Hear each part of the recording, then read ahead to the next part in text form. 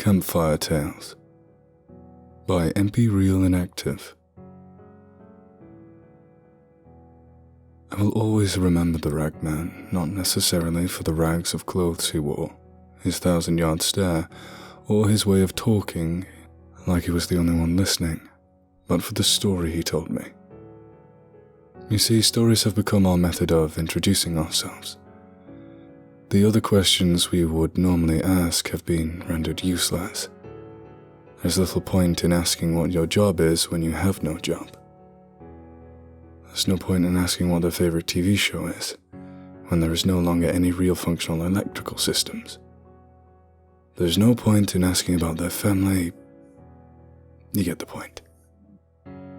I have no real method of telling time anymore, but if I had to hazard a guess, I would assume at least 2 years have passed since it all started.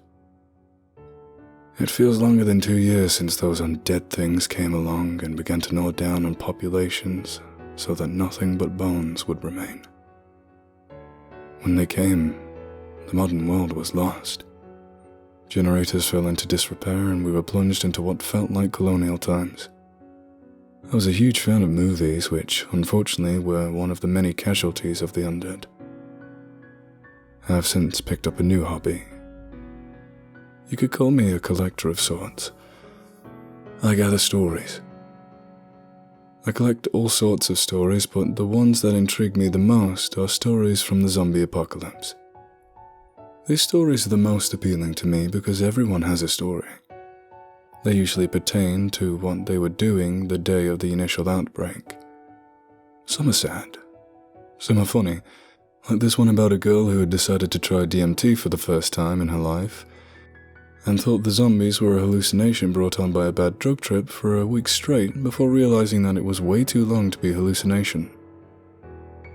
But only one has really resonated with me these 2 years. I met the ragman in a burnt-out building. He'd been moving from place to place looking for somewhere to stay. The allure of the fire he had built was too great. I ventured into the deteriorating building, ignoring my fear that I could be walking into an ambush. I just wanted a place to stay for the night where I wouldn't drift off into sleep in fear that I would be woken up by one of those things gnawing on me. I found the ragman crouched in front of the fire. He barely acknowledged my presence. Where most would draw their weapon and demand that I identify myself, he merely craned his head up to take a quick look at me before dropping it back down to the crackling fire. I took this as an invitation and sat down near the warmth. It had been the first time in weeks that I was able to warm up my body from the cold night air. The crackling and roaring fire brought back memories of spooky campfire tales and roasting s'mores. I call him the ragman because he gave me no formal introduction. He was a haggard-looking man in about his 50s. His beard looked like a razor hadn't touched it since the undead started walking around. He was emaciated, and in a world where everyone is practically a walking skeleton, saying he was gaunt is no understatement or literary flourish. His clothes had been reduced to rags by months of strenuous activity. It looked like he had bundled up with 2 or 3 layers of clothing, but all had been worn down to strips and rags. We regarded each other in silence for a few moments before he began talking without introduction or statement of intention. He began. The first few days of the outbreak, we took shelter in a building. It was in fact an office building where we eked out our first few days. We ate the food that we found in the break room. A lot of people talked about what was happening. The general consensus was that the military was on the way. There had to be. I mean, this was America we were talking about. We expected the military resurgence to be quick and effective. We thought of this hellish plague as being something that would be solved in a matter of days. I had my first real encounter with an infected the night we first went into the office building. One of my groups suggested we search the area to make sure we were truly safe in this barricaded building. Most of the employees had fled. It seemed like no one wanted to spend the apocalypse in their own place of work. There was no one except for the lone worker who had decided to go down with the ship. He was dressed in a white button-up shirt that was stained red, Of course, I was the one who found him and had to take care of him. He slowly turned towards me. His mouth was stained red and he had recently begun to rot. I grabbed the closest weapon I could find, which was a red stapler. I stepped towards him and swung down with all my might. The first blow knocked him right on his ass. I thought I'd killed him, but when he started getting up, I realized how resilient these things were. I struck him again and again. At this point, the ragman became quite animated and pantomimed his vicious attack. As if lost in a trance, he reenacted the attack and brought his right hand down on an invisible target. The ragman continued as he emphasized his story with his actions. I must have beat his head in with the red stapler 20 or 30 times before it finally stopped moving. I took one last look at that bloody, bony mess that was once a face before I threw up in a nearby trash can. I then dragged the body over to a window and shoved it out. I didn't watch it impact the street below. I went back to the others and I didn't breathe a word about what I'd done. I wasn't sure why I never told them. I think in the end, it was a few parts guilt and a few other parts not wanting to scare him. I just killed what was once a man quite brutally. I'd beat him to death with a stapler in my hand until his face was split open and his brain started leaking out. And the other part was fear. I didn't want to scare him by letting them know that there was one of those things in this building and they were practically impossible to kill. Looking back on it, I wish I had told them. We sat huddled in that building for days. I mentioned maybe leaving to find another place or scavenge for food, but my thoughts were quickly shot down.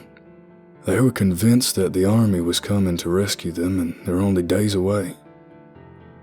They didn't want to risk going out into this new and dangerous world. They just wanted to hunker down and wait. We woke up the next day to the sound of a helicopter flying overhead. It took me a few seconds to make the connections. The others knew the implications straight away, and they shot to their feet and began tearing away the makeshift barricade we set up to keep those flesh-eating fiends out. They flew into the streets, waving their hands and trying to catch the helicopter's attention. They made too much sound. They thought that the helicopter was the military coming in to save the day.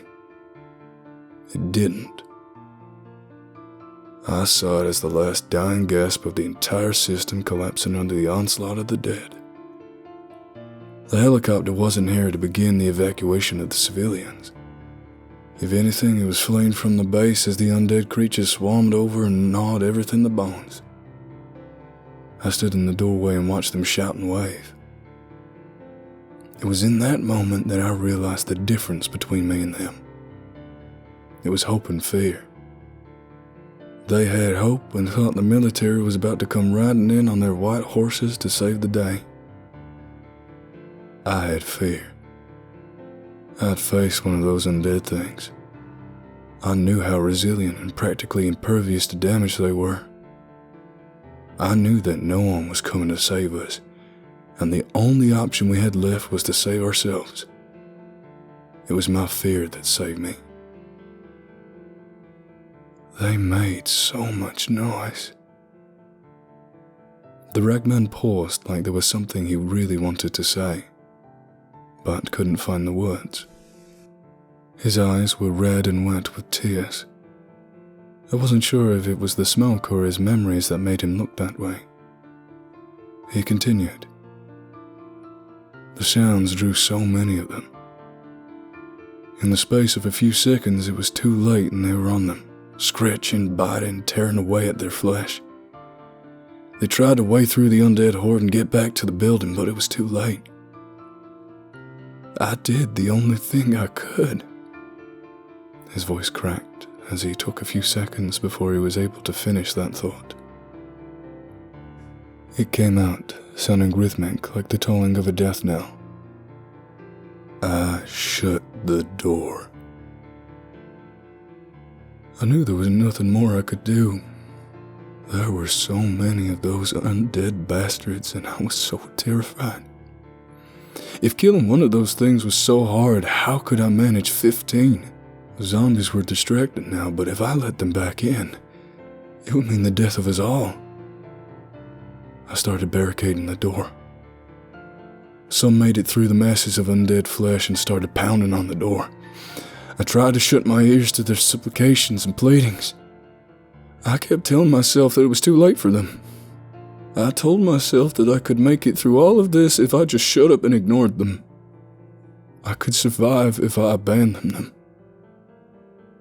They realized what I was doing to them, and their begging about being let in turned into curses.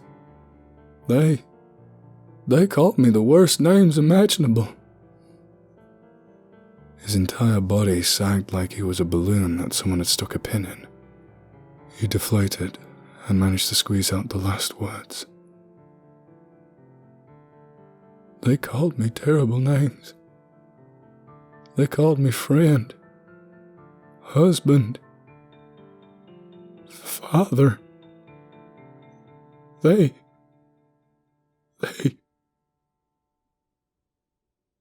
He completely sank into himself and dissolved into tears. He sobbed and wept incoherently. He said nothing for the rest of the night, and I said nothing to him. There was nothing I could say to him, nothing I wanted to say to him.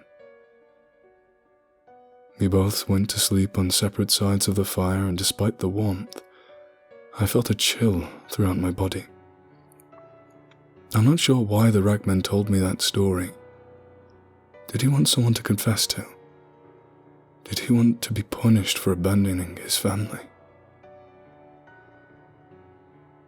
I'll never know the answer to that question, because when I woke up the next morning, the haggard, ragged man was gone. Only the smouldering fire was left behind as proof that he had in fact existed. To be perfectly honest, I'm not even sure if he was even alive to begin with. I mean, how could a man survive after doing something like that? After abandoning his family? Was he just another victim of the zombies?